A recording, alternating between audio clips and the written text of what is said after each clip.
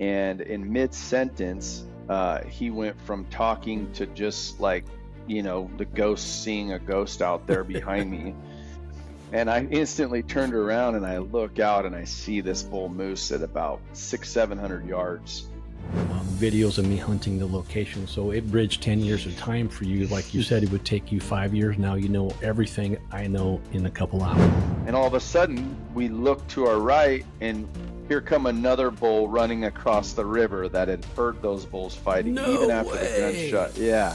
I don't remember this part of it. Yeah, so Ryan, I wish he was on this podcast because we looked at each other and here's another 60-inch bull standing there in the flat that had heard those two bulls locking up even after the gunshot. I think Ryan made one gunshot, and so we had 3 bulls in that spot. The next morning, the day after I had killed my bull. So we ate moose every day and loved it. We had moose tortillas, we had moose burritos, we had moose steak. We really ate a lot of moose when we were there. The bull was kind of acting funny. We weren't quite sure what it was doing, and all of a sudden, another bull came out of the trees like 15 feet away. Oh my God. And those two locked horns for 10 minutes. I wish to this day I would have gotten my phone out and recorded it. It was some of the coolest footage I've ever seen in my life, personally, with bulls taking trees down. I'm Troy Sessions, and this is the infamous Cody Draper of Idaho, and he was our very first client coming to 60-inch Club and giving us a try, and turned out he went into Trophy Ridge, and it was epic. Isn't that right, Cody? It was exciting. I'd say so. You guys had saw some bomber moose out there, and you got flown in and you tested the waters for us for the first time, aside from me going in there first, and then you guys deciding you want to go in there because you just heard all the good stuff about it. So yeah, it was pretty cool. I think thanks for having me, Troy. I think you and I, when you develop a relationship with somebody like we did, we've stayed in touch, and it's been exciting to see and hear your successes over something that was formed for me. And it's been nice to just follow along your path. But for me, when we started with 60-inch Club, I had heard about the service and didn't know you guys. And I live in Boise, Idaho. You still there, Troy? Yeah, can you hear me? Okay. Yeah, I would say that when I lived in Boise, Idaho, I didn't really have time to go scout. I didn't picture a moose hunt being more than one time for me, being that I was just kind of an average guy that, loved to hunt, that was basically a workaholic. So I looked into it. I think one of the perks of this whole service was, having kind of the pre-scouting done for you, where you just have to show up and work your tail off to actually make a hunt successful. This definitely doesn't hold your hand when you're out there, but getting the 60-inch Club book and having kind of the preliminary area where to look definitely was a one-up from what I could have done myself. Probably taken 4 or 5 years or more to experience what I did with you guys just in one season. Yeah, it's when you're talking about training, whether it's financials or learning to build homes like you do as well. I mean, getting that guidance is worth everything because it gaps time, and you learn, like with our hunt planners, videos of me hunting the location. So it bridged 10 years of time for you. Like you said, it would take you 5 years. Now you know everything I know in a couple hours. Yeah, I think that was obviously what entertained me the most was, look, I'm just out to, all of our time is valuable. And especially now I've got 3 kids. And so even on my hunts now, sometimes they're really shortened. I think all of us in life are dealing with a pretty crazy lifestyle right now.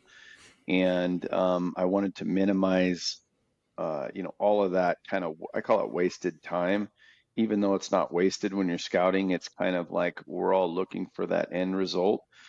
And so the 60-inch club was a no-brainer for me. And it really led to us just showing up, watching your videos, and doing the things that, we had learned just in a short period of time from you. You were super persistent on the calling and, really uh, staying up to, I call it like the pieces of what led to the success of our moose hunt. We did exactly what you had told us to do and put our work in, and it came out with two really big bulls on that first hunt. It was pretty exciting. I can get into kind of the how our hunt went down, and to address your hunt planner, I have recommended it since the day that I used it myself. Excellent. Excellent. And I'm really glad that you brought up the training.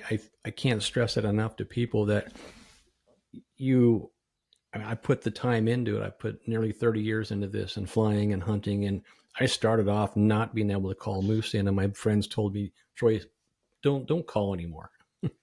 And I went from that to learning from them. They were guides, they were outfitters at the time, and learning from them. And then the local natives in the community that hunted in these areas that I was at, they taught me how to moose call, and they showed me their techniques, and I could see what they were doing when we were back doing the jet boat moose hunting. So it developed over time. But so now a person doesn't have to experience that drama or pain of being out there calling and wondering if they're going to get a moose, because they can download my videos now and they can take them with them and they can watch them when they're out there in the field when there is nobody else to help them. It's unguided, everything's DIY. All you have is a video of me saying, if this is what you're experiencing, try these calls, or continue doing this. Do not leave that ridge, or do not leave this location, because the bulls will show up. Coming from me, when I was back in the day out there in the field spending all that money and being out there 5-7 days and not getting a moose, my first couple of moose hunts, there was no help. And then my buddies started showing up, and that helped a lot. So yeah. Hey, so awesome. Let's hear about this awesome hunt you had at Trophy Ridge, and we'll just start from the flight. You jumped in the plane and you headed in to the field. Yeah, so I think what really was exciting for us was seeing the caliber of bulls that you really showcase on the spots you have. That's huge for guys like me to go in and have the opportunity to hunt 60-inch plus bulls, and it's not very common. So I really everybody wants a giant moose, but I feel like your operation allows you to be in an area that is the kind of excelled version. So we were pretty amped up looking at some of the bulls that you had harvested in the past, knowing that we didn't want to be guided. We're kind of in that mindset that we like being on our own and achieving something ourselves, but with a little bit of help to kind of steer us the right way. So when we got to Fairbanks, we loaded up all of our gear, and we hit an area selected through you that had a good opportunity for us. We ended up landing on the lake, my buddy Ryan and I, and we had about 3/4 of a mile to get from the lake unloaded out of the plane to the river. So we ended up setting up a tent there when we landed, stayed the night, and we then hiked to the river with all of our gear the following morning. We had a small float. That was cool. It was exciting to be on a river. I love the river systems. It's just a different experience when you can get in a raft and float seamlessly downriver and really just view the beauty of what Alaska is versus just being in a little kind of space. Well, I'm on the raft. As you can see, I got them on my floating down this river DIY style. Pretty sweet. Alaska, baby.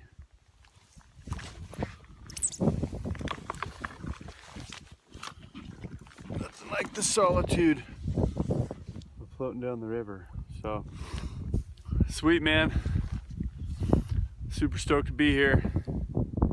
Raft on. As you can see, we're headed down river. Ryan's just behind me. This is awesome. 60-inch club, baby. And our plan of attack was like anything with moose is to have those vantage points. I feel like you calling, which is a series of raking and cow calling, but I feel like the biggest advantage of moose hunting is vantage. And that's any hunt. You see guys get up on top of a mountain with spotters and really use that to their advantage.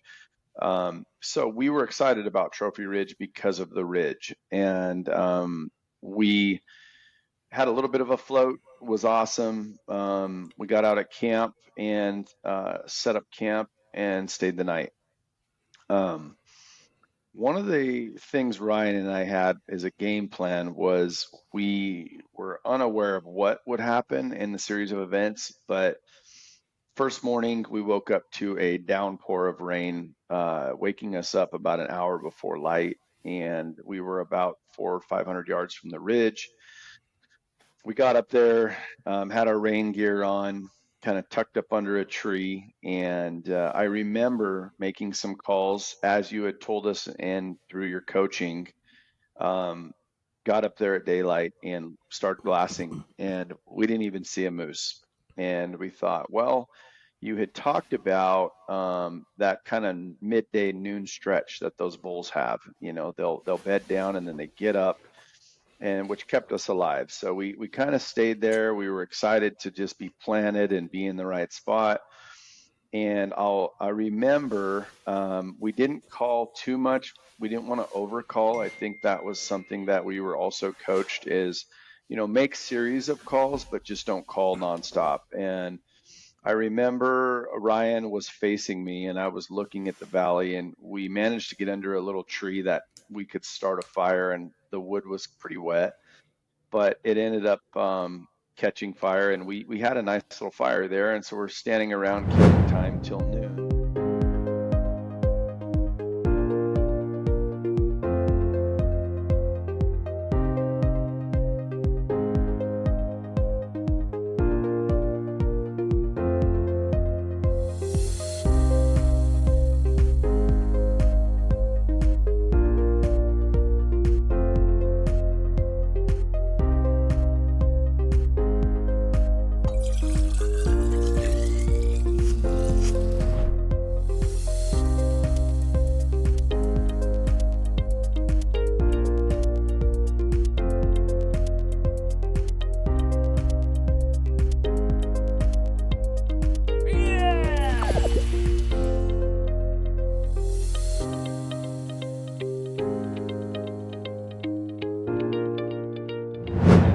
Back to camp, and I said, well, let's just sit up here and talk about this noon stretch that Troy's talking about.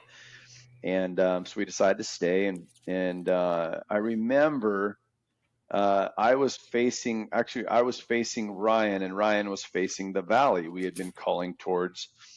And in mid-sentence, he went from talking to just like, the ghost, seeing a ghost out there behind me. And I instantly turned around and I look out and I see this bull moose at about 600-700 yards coming just like across the video. Just like the video. And, when you're a first timer, we were in a unit that had to be 50 inches or bigger and have, I think it was 4 brow tines or more. Yep.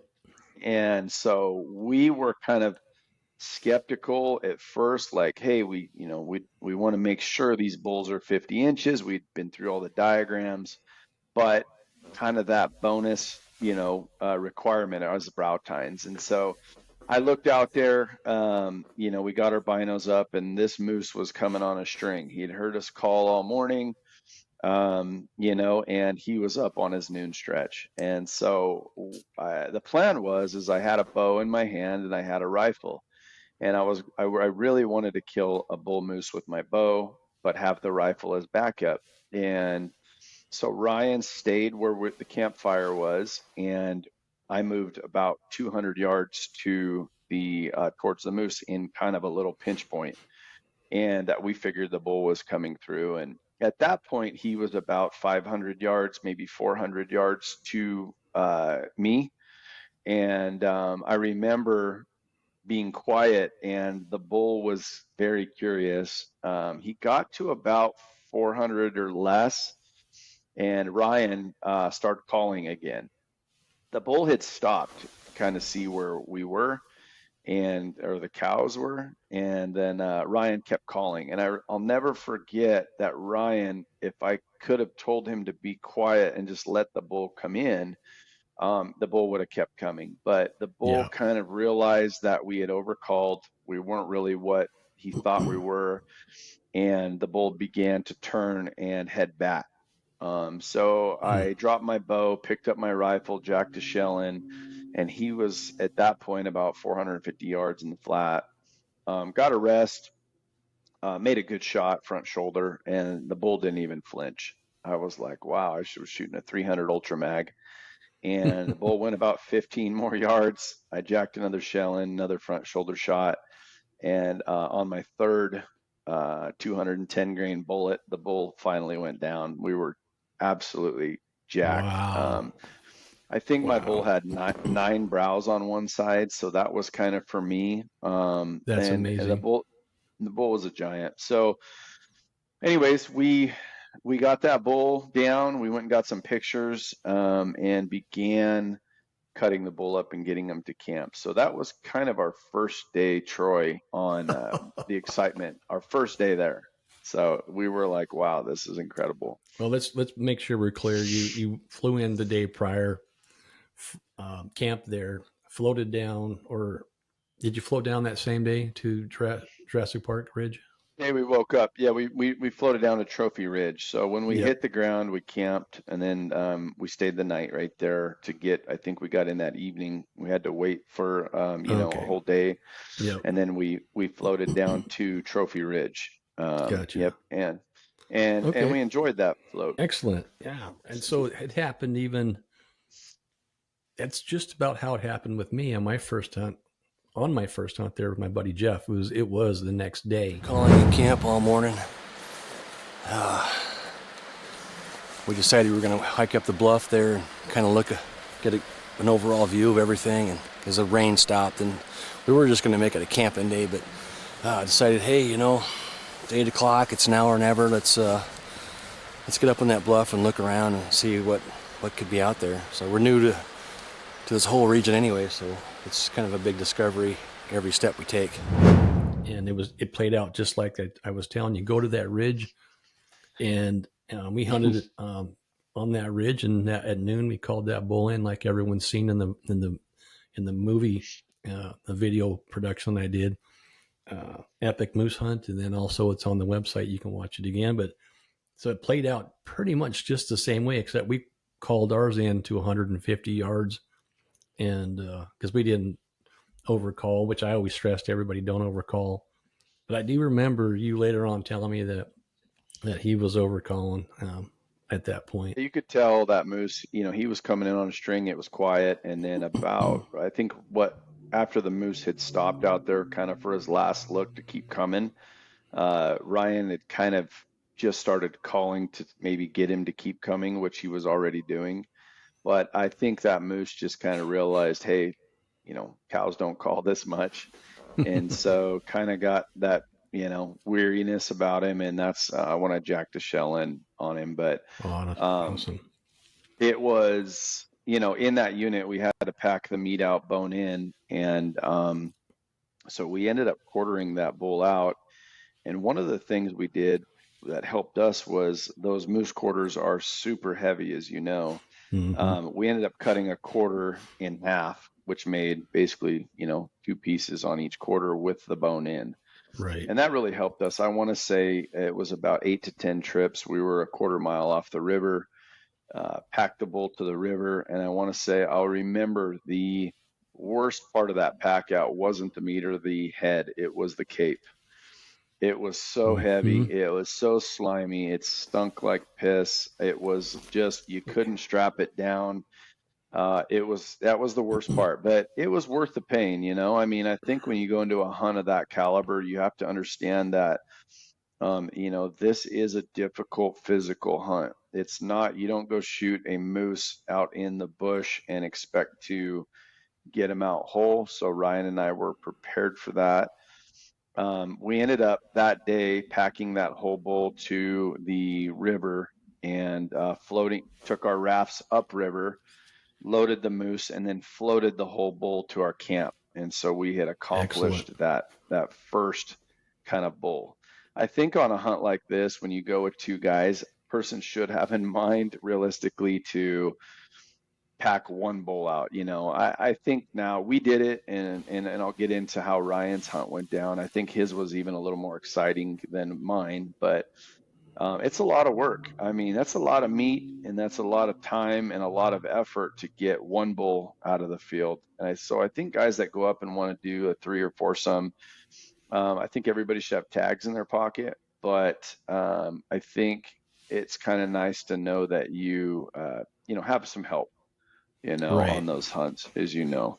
We tell everybody that more than two is just one more or two more too many. And I've been on 3 or 4 moose hunts where it was 4 and 5 of us, and we'd end up getting 3 bulls out of it. But we were all spent at the end of the hunt of just packing back 3 bulls, and that was with 5 of us. We could have got 5 Oh, bulls, but at some point this is going to be too much weight, and 3 was enough. So I think you're yeah, spot I on with that. can't even stress the amount of work that that hunt was, but it was, you know, I always tell everybody it's a lot of pain, but it's the good pain, you know. I mean, it's something that it's rewarding. So Well, I, when you, or just for a moment here, I'm sure you felt the same way, but when I'm looking at a big bull, and I don't shoot anything under 60, it's just, I've seen enough, I know enough. I want them to have these characteristics of the antlers. I want to see the gene pool in the brows. I want to see those 6, 7, 8, 9 brow tines, and you got that for sure on your bull. But when I'm looking at that bull and how far away he is to the river, I'm looking at the pack job. I'm looking at, is this bull worth taking? Is it worth all the work that's going to be generated after the bull hits the ground? And for me, that's what makes me pull the trigger. How about you? yeah, I want to say now that I know what I know, look, I'm going to listen to you a little more to call it and, you know, call those bulls to the river's edge. We weren't too far. We were a quarter of a mile, and I would say that's kind of your breaking point. You know, I wouldn't shoot a 52-inch bull, you know, further than that when you're in an area to the caliber of what you provide. I think if you're patient, the opportunity is there on a giant moose, and I think that, like you say, weighs into the effort that you want to put in to get that bull out. I ended up shooting one of the biggest bulls that I've seen physically, and at first it was the first one that came in. Um, You Everybody just that comes to my house, yeah, you just knew, and it was funny because I remember seeing him and going, man, he looks 65 plus, but I'm not sure. I'm uneducated on that. I've, you know, watched the videos, but you still have that little unsureness about you. And then, but I think I have like 7 or 9 brows, and I was like, okay, that's a shooter. incredible.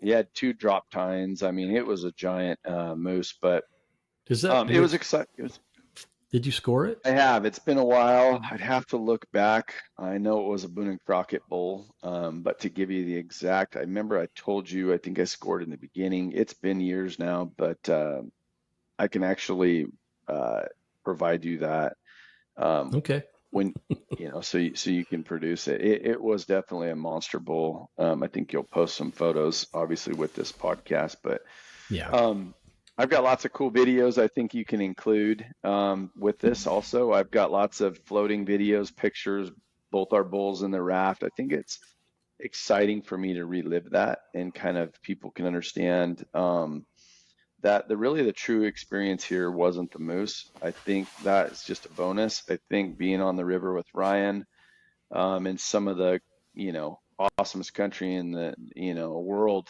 in the backcountry, is the whole hunt made it. It wasn't just pulling the trigger, you know, as you know. So, right. I offered that place because of how much I loved it and how much, it meant to me and the friends that I had brought in there or that came with me on that hunt, and they enjoyed it. And their words were by my buddy Butch the word is this was an epic hunt. And you nailed it. It's just being in that remote wilderness area, and it is remote.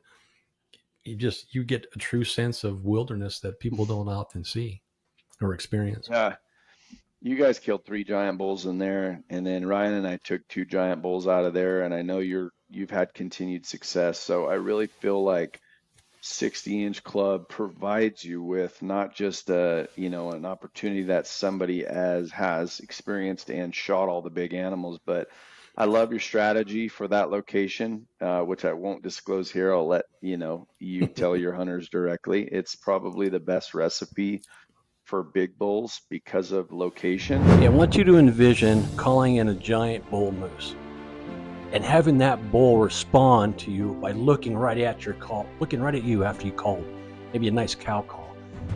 And those big, huge antlers looking at you, and then here he comes like he's on a tether cord.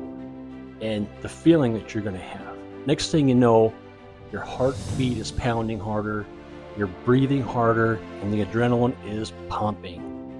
Now, for me, that happens every single year. I call in moose like I did my friends here, calling in this giant bull moose at Caribou Lake and bringing in the bull. And then I'd grab the camera and film my friends shooting the bull. Or how about here, we're up on a ridge, at Trophy Ridge, matter of fact. I called in this giant bull from a mile away. He stands up, and here he comes on a tether cord. I grab the camera again, and I filmed my buddy Jeff harvest his first giant bull moose. That bull ended up being 71.5 inches, and Jeff had never even taken a bull over 40. Or how about my other friend here? I called in this giant 60-inch bull moose to my friend, grabbed the camera, and I start filming here. This can be you. You can take 30 years of my experience and learn how to do this in a matter of 4 or 5 hours. Or how about the moose I called in for lat durance of Best of the West? We're on top of this ridge. I lay out a bunch of cow calls, and I'm calling this bull in. I'm grabbing the camera, I'm filming, dropping the camera, calling some more, and then I pick up the camera and I film lat durance from Best of the West. Take this ginormous 65-inch bull moose down on the river bottom there from vantage point up above, all from calling. That's all I did. Called. I am going to be giving free online training courses to the first 20 people who click the link below and fill out the registration form, and 20 of you are going to get that for free. I can't wait to see you all in here. This is my first ever live moose hunting training courses Q&A program where I'm going to answer a lot of questions for all of you people. Hit the link below or in the description or even in the comment section. This is pretty neat. I think you're going to love it. 14, 18 inches wide. I'm going to pick it up. Try to. What do you think of that? Now that's a bull. But I'll leave that to the viewers to talk to you directly about. So I want to say, we got that bull out. It was pretty exciting because the Ryan, one of the things when you're hunting with a friend and you both have tags, it's like one guy gets the moose and the other guy says, well, should we move? Should we stay? That was our first day hunting there. So Ryan, he was all about getting in the raft and floating to another downriver to another spot you had marked out. And I was like, Ryan, it took me some convincing, but I said, let's just give it one more day. We just got here, we killed a big bull, but let's just spend all this effort to get here. Let's just hunt one more day. Then we will go downriver. I think I even mentioned, don't leave the ridge. Don't leave that location.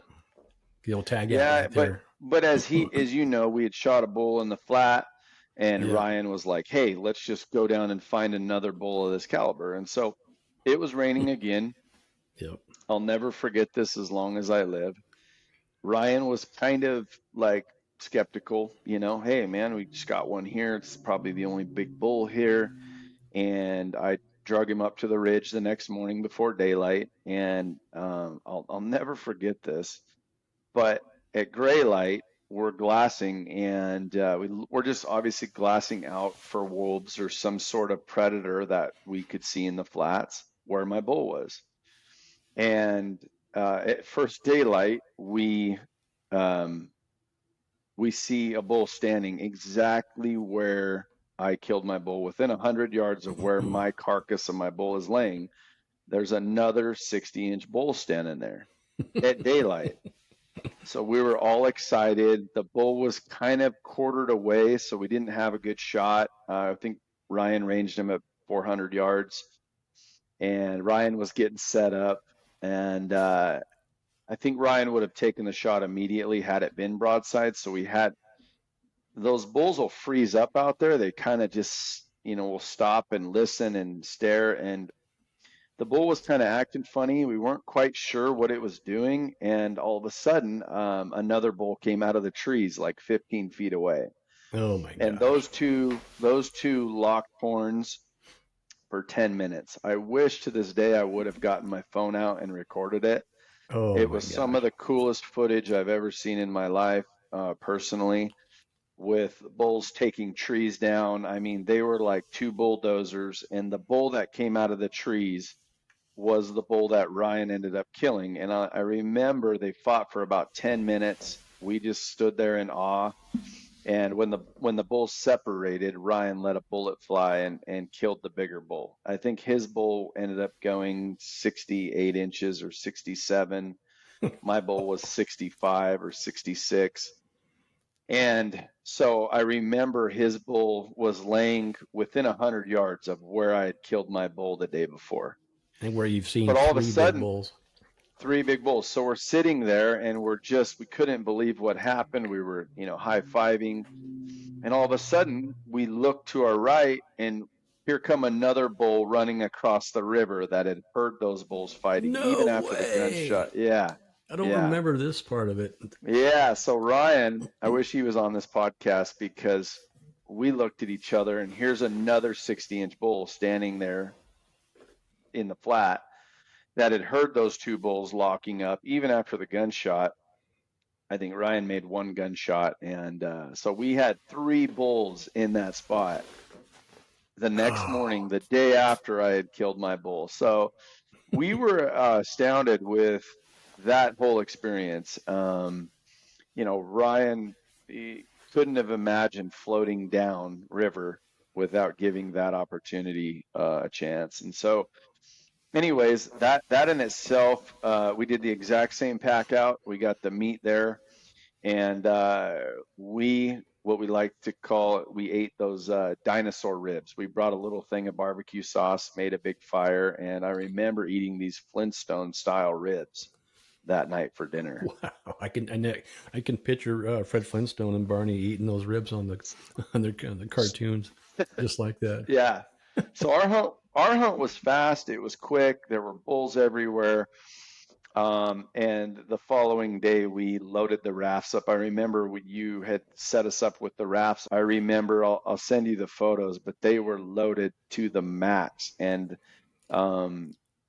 they made it all the way to the takeout point. I remember we were sitting on our bulls in those rafts with all the meat, all the horn, everything, and sitting atop of it all, rowing down the river. And that river is a very kind of slow pace river, which was nice for us. It was nothing scary other than a few sweepers that were in the river. We could see those coming a long ways away, had time to get around them. It's more like a slew, like maybe a 2 mile per hour float. Can't imagine how many bulls are in that valley. I mean, and like you said, it's the recipe you have there is why they're there. But I just dinosaur big bulls in that area. Yeah, they're filtering out from up top of that mountain, where I see them all the time, and it's just like, wow, it's just a great spot. And I see even bigger ones at the top of the mountain. I think they kick out the smaller ones, which you guys and I've taken are ginormous to begin with. So they can kick them out. We'll take them out. Well, they can sign our guest books. Yeah, you got one of the greatest spots, I think, in Alaska. And there's a reason those bulls are there and a reason why they keep coming. So I think that's been a huge part of your success with the 60-inch club is location. I mean, you can go hunt as hard as you want to hunt and do those things, but if those big bulls aren't there, you're going to struggle getting them, Yeah, location is key. It really is. And next is the calling techniques, because I've actually been in these incredible areas before when I was down in my jet boat hunting days. And if I was calling wrong, I couldn't get them to come in, or I thought it was a bad area because the bulls would leave. So the number one is especially if you're going after a world-class animal, like a 60-inch bull or bigger.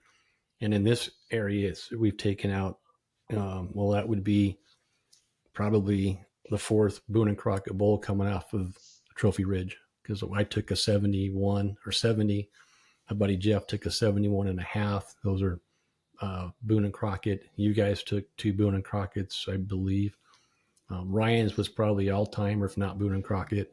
But location was key, and locating these areas that have the best gene pool and are siring these offspring that are taking on that gene and those traits of those big bulls it's where it's at. And Trophy Ridge has got it. Can't imagine going to Alaska and spending 20 years to find a spot that I can find in buying a 60-inch DIY manual that tells me where I need to be and when I need to be and how to be. That's incredible. That's a good way to put it. People they tell me, oh, it's so expensive to hunt Alaska. And I'm like, well, I've spent more money than anybody has. I've spent $120,000 on a plane. Oh yeah. And then the good things aren't free. And I feel like anyone who can understand the trade-off, again, those guided hunts are 30, 40,000 plus. They are. And we enjoy the DIY. So I feel like, when you got a guide telling you what to do, when to do it, and how to do it, I think for us is we get to experience kind of that just, being out on your own and doing what you want to do, making your own game plan, and just following the guidelines of what you lay out is all a guy needs for a hunt like that. Excellent. And I know I got a bunch of friends that are outfitters, and having a location that's producing Boone and Crockett bulls, or a bull that's in the 60s, is phenomenal. And for me, that's what it's always been about, is finding, scouting these areas, because those are the only areas that I want to hunt. If I don't see what I'm looking for in an area, I'm not even going to waste my time. And so all our areas there are areas because this is what I see. This is what I have found and what I have personally experienced. And that's what I put together in those training courses for everybody. I think the videos were most helpful. I think, the books, we had studied those books endlessly.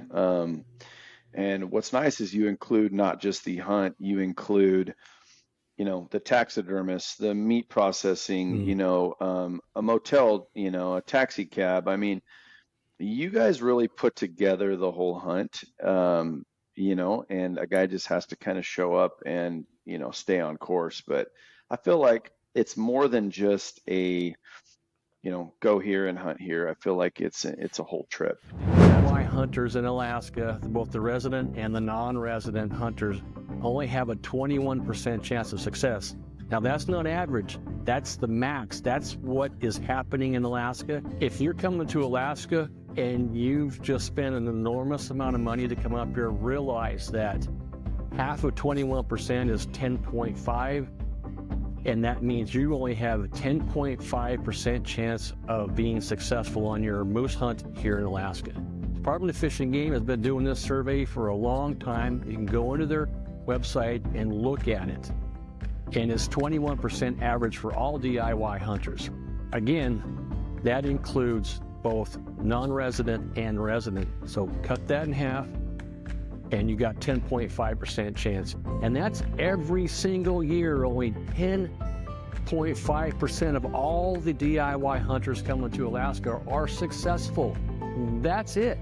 And I feel for you guys that have spent enormous amount of money coming to Alaska to be successful on a moose hunt, a hunt of a lifetime, knowing you only have a 10.5% chance for success.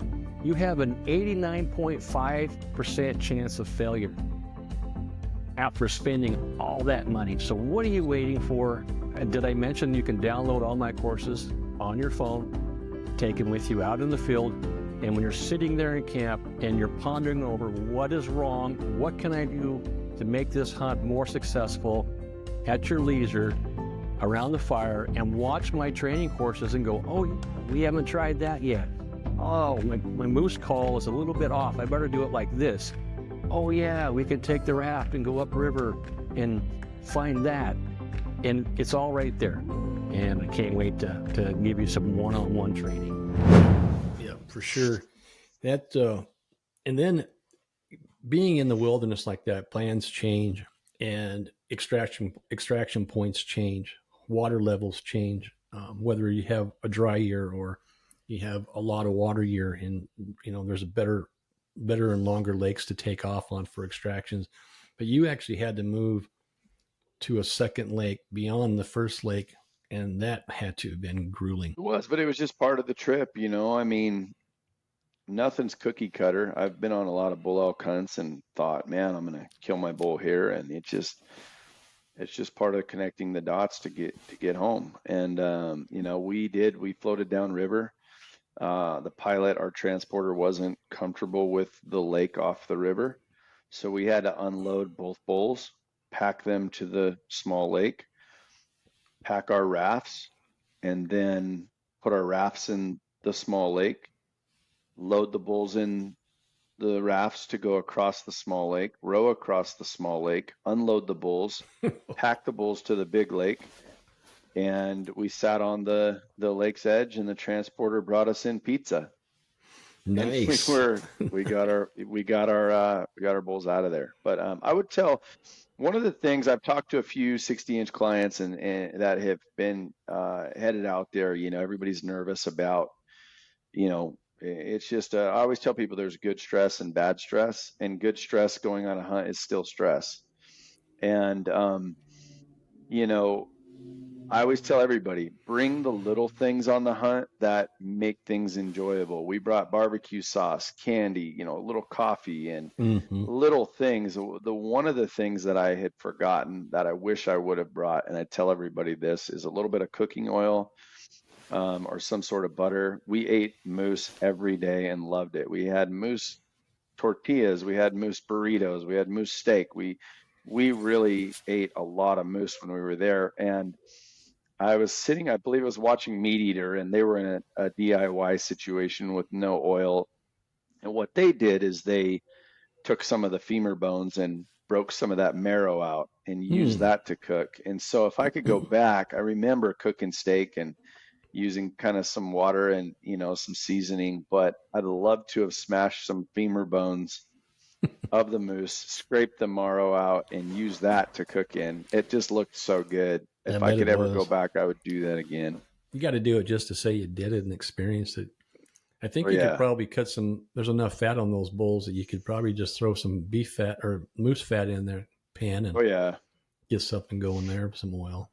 Yeah, so the little things matter on those hunts. I mean, you're so far out, you're so dedicated, but, the little things mean the most. I tell people that I've spoken to is, take the little things that you don't think you have room for and just tuck them in your pack, Yeah. So Cody, you realize that you guys were 100% successful, and keep that in mind as I ask the next question, but which isn't really a question. I'm going to just kind of reveal that going over 20 years of stats of Department of Fish and Game success ratings, out of all the moose hunting tags that they sell year after year after year for the last 20 years, only 21% of moose hunters are successful. And that includes both non-resident, resident, and guided all pooled into 3. What do you think about that? And then you guys were like, you could have tagged out twice over.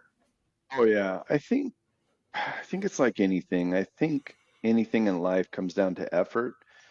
But even if you have the most effort, I have a lot of guys in Idaho that call me up and they say, Cody, what what's the reason you harvest so many animals? It is all about location. I think, you can teach the guy, you can, give him a book, and I feel like your odds are always going to be better on location. And so most moose hunters naturally probably are just out wandering, right? And I didn't want to be a wanderer from Boise, Idaho, in the mountains of Alaska. I wanted to be the guy that was in the zone.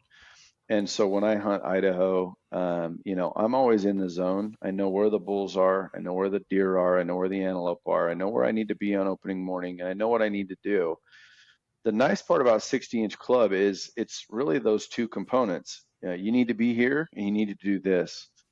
And the third piece of the pie is just your effort. And that's up on the hunter. That's out of your hands. And sometimes guys just don't want to put that kind of effort in.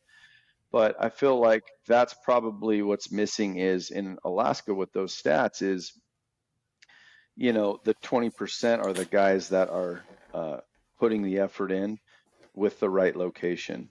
I mean, obviously, the guys that aren't harvesting are guys that are putting the effort in with the wrong location. Right. And I'm not saying that's always true, but location is huge, whether you're hunting anything in the West, and 60-inch club puts that on the rim for you. I think it's safe to say, or maybe I'll let you say it, but I think it's safe to say that the training courses has impacted the success ratings of this hunt you were. Of course. I mean, yeah, it was our first moose hunt. We watched those videos. We wore out those videos of, the actual hunts. I mean, you learn a lot from just your videos, but the training courses they're a must when, at least if you want to self-educate to be a better hunter. Look, I learn so much every time I go on an elk and deer hunt. I think that's just what it comes down to is you kind of grow as a person and an outdoorsman, and you want to take in all that knowledge. And the knowledge that you guys give in your training videos probably took you 20 years to figure out. But it's just at your fingertips with those training courses. So I would say for me, those were probably the reason we knew what to do on that ridge, how to call and to be patient. Other than getting excited when the bulls were coming in and calling a little too much.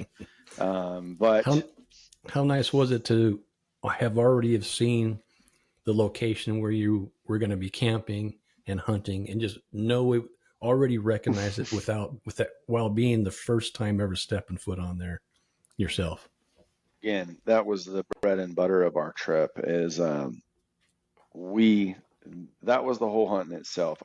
We probably never would have found that spot ever had we not just signed up with 60-inch club. So we knew it was tested. We knew there was giant bulls there. We just knew that we had to show up and do the work and do what we were asked to do to be successful. And all of that played into us killing 2 massive bulls. So Cody, again, congratulations on a fantastic hunt. It was every bit as epic as the one that we went on with me, Butch, and my buddy Jeff. If not more. I've never actually seen 2 bulls fighting. So as being that was awesome, the moose hunter that I've always enjoyed being, that had to have been incredible. Wish you had footage of that. And you're this is your second hunt with us. Your first hunt was Caribou Lake. It is, yeah. I think you got to kind of pick and choose what you want to do. I know you do a lot of combo hunts, but I told you in the very beginning that I wanted a really big caribou on a DIY hunt. So didn't take me long to twist my friend's arm into going with me. And you had sent us to Caribou Lake. And that was an extraordinary hunt in itself. We did see big bull moose on that hunt off the ridge, which were a few miles away. but our primary focus was a big caribou, and both of us harvested real big bulls on that hunt. That was kind of a really an eye-opening to an adventure of what Alaska offers. So that's what led me to that Trophy Ridge hunt for moose. Excellent. Well, just to put it out there, you were hunting before the season opener for the moose season open. Yeah, it transitioned into it. Yeah. Mm-hmm. Yeah, and then you Yeah. got a Boone and Crockett caribou out of that. Killed a huge bull. Yeah, I remember flying into the lake and getting up. You know, we camped where you told us to camp, and the next morning we woke up, started glassing, and we had about 15 bulls come to the lake we were camped on that night. We didn't see them till the next morning when the sun came up, but we took after them, and I remember shooting my bull.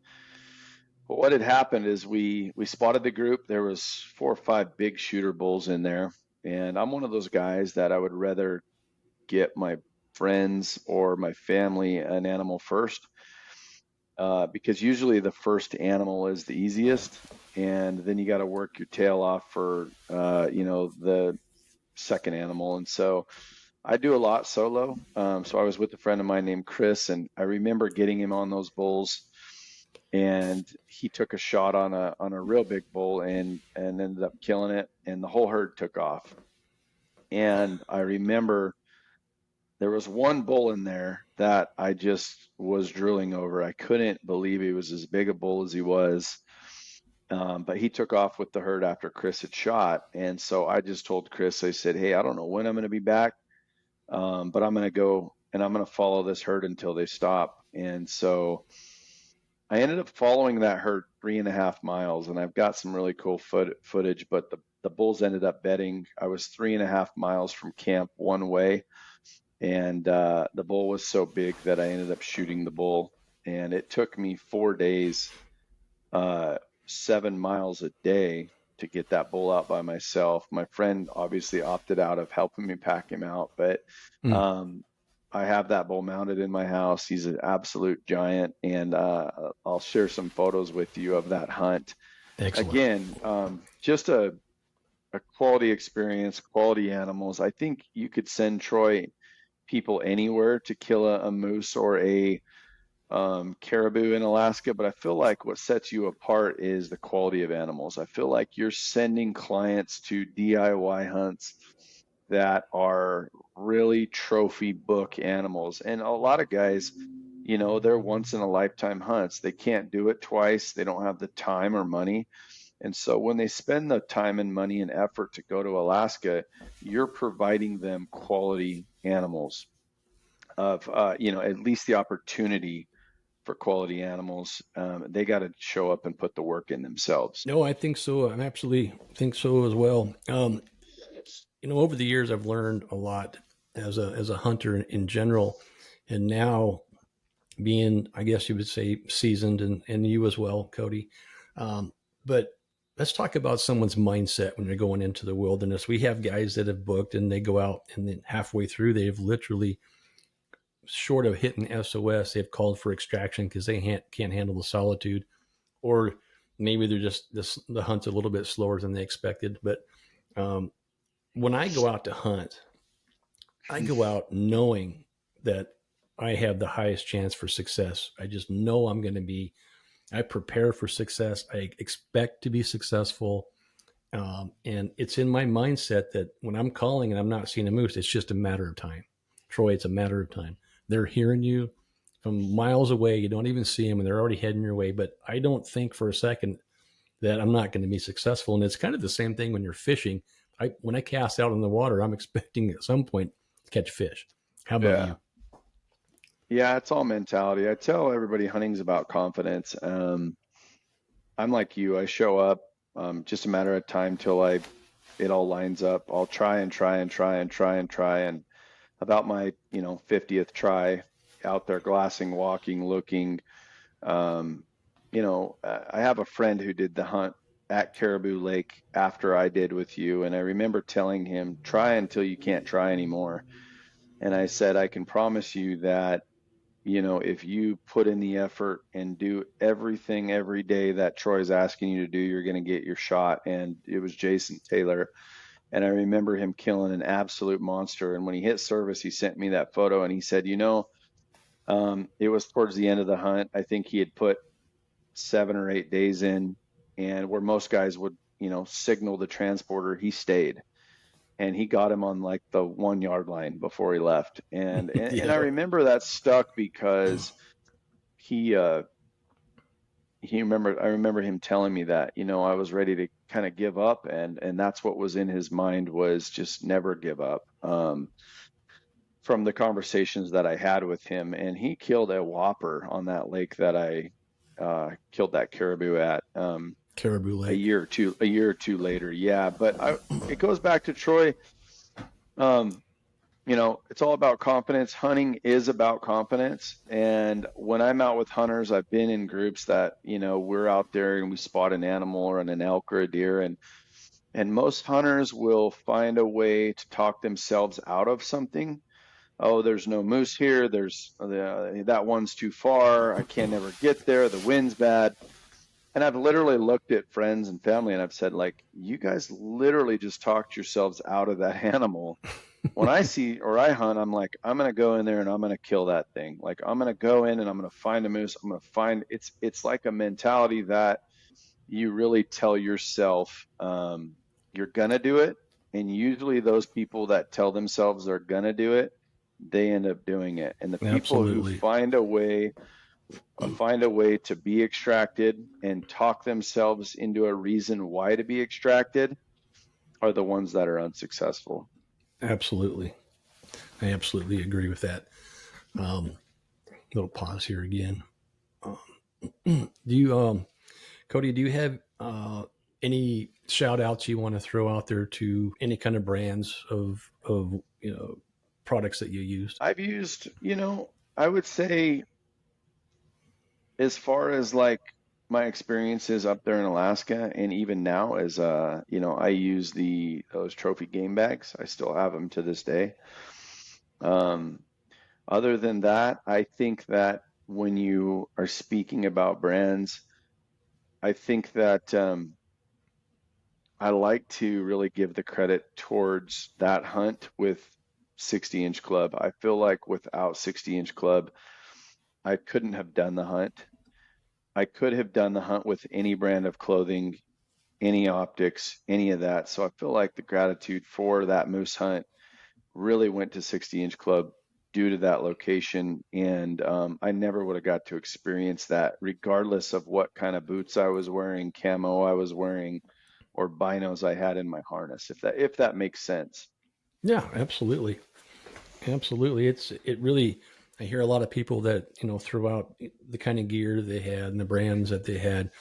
And you nailed it you can get out there with the kind of clothing that you want, and you don't need camouflage, but camouflage is incredible and awesome. And I even talk about wearing a black jacket because moose correlate black with other moose. And when they see a black jacket, in the alders there, they're going to think that's a cow moose. It's really a big bonus when you're talking about bow hunting. And I even got footage of me with the shack rack, a little makeshift shack rack that I made. I didn't have a black jacket on, but I took this tan garbage can, drew a moose antler out of it and cut it out, and I called it a shack rack. And I've called in a lot of bulls with that. You've probably seen the footage of that. Oh yeah. I love the footage of that. Okay. So, let's get back to that moose hunt before we wrap it up here. So you floated about 30 some miles down to the extraction, and you actually saw another bull on that extraction lake, didn't you? We did. Yeah. We saw another 60-inch bull, on the river. He was moving. He got across the river, honestly, when we came around the corner. But I remember thinking all I'd had to do was park the raft and hike up on the ridge across from him, and probably would have shot him across the river. Yeah. But we floated past him with our bulls, and then we actually, on our extraction lake, had another big bull at that lake. So that trip was super memorable. I think we had saw a total of 6 or 7 big 60-inch bulls. We didn't see a bull under 60 inches on that hunt. Incredible. Well, Cody, it's been a real pleasure having you on here. We can talk for hours and Caribou Lake is a whole nother conversation down the road. Thanks again for showing up and telling everybody your story. And we appreciate all the good, kind words towards 60 Inch Club. At the end of the day, do you have any other advice to give somebody that wants to come to Alaska and hunt, and don't have to be with us, but what would you tell someone coming to Alaska to hunt a DIY hunt? I would say do it now versus waiting. Who knows, with legislature changing, tags changing, regs changing, our world's ever changing right now. So I would say don't wait. I feel like, and I've been calling you a little bit on the side and saying, okay, man, I'm ready for 2.0. I think I've been so many years now without that experience that I'm ready to get back, and that hunting those moose gets in your blood. But we will always have an excuse: work, kids, family, everything in life that is a reason we can't do something. Look, we're only here 80 years on this earth, and I feel like people always find an excuse to go not do something.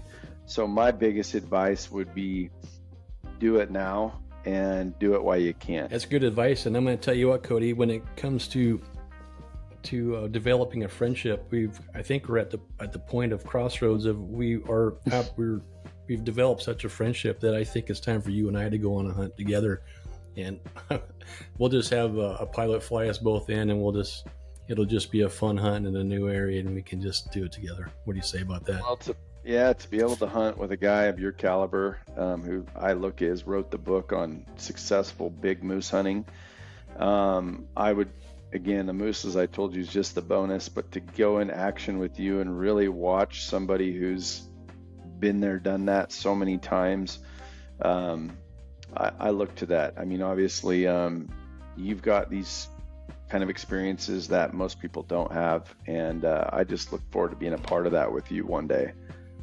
Well, likewise, I get down to your neck of the woods, maybe you can show me the ropes down there, and I haven't had it. I've got an elk or a deer in a long time, so. Well, we'll have to do it for sure. All right, buddy. Well, thanks a lot. And thanks for all of you that have been listening to this podcast. This is a new show that we are doing. We plan on putting out one podcast every week, bringing on new individuals, including going live probably once a week. We're just getting started here, but we hope you enjoyed the show, and leave comments in the comments section of what more you want to hear and talk about and learn about.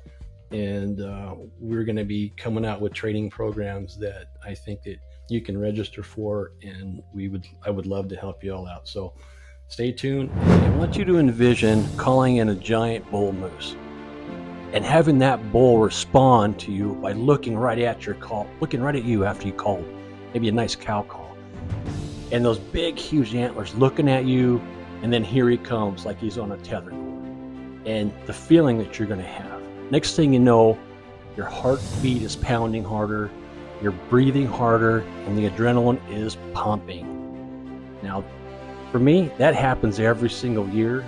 I call in moose like I did my friends here, calling in this giant bull moose at Caribou Lake and bringing in the bull. And then I'd grab the camera and film my friends shooting the bull. Or how about here, we're up on a ridge, at Trophy Ridge, matter of fact. I called in this giant bull from a mile away. He stands up, and here he comes on a tether cord. I grab the camera again, and I filmed my buddy Jeff harvest his first giant bull moose. That bull ended up being 71.5 inches, and Jeff had never even taken a bull over 40. Or how about my other friend here? I called in this giant 60-inch bull moose to my friend, grabbed the camera, and I start filming here. This can be you. You can take 30 years of my experience and learn how to do this in a matter of 4 or 5 hours. Or how about the moose I called in for lat durance of Best of the West? We're on top of this ridge. I lay out a bunch of cow calls, and I'm calling this bull in. I'm grabbing the camera, I'm filming, dropping the camera, calling some more, and then I pick up the camera and I film lat durance from Best of the West. Take this ginormous 65-inch bull moose down on the river bottom there from vantage point up above, all from calling. That's all I did. Called. I am going to be giving free online training courses to the first 20 people who click the link below and fill out the registration form. And 20 of you are going to get that for free. I can't wait to see you all in here. This is my first ever live moose hunting training courses Q&A program where I'm going to answer a lot of questions for all of you people. Hit the link below or in the description or even in the comment section. This is pretty neat. I think you're going to love it. 14, 18 inches wide. I'm going to pick it up. Try to. What do you think of that? Now that's a bull.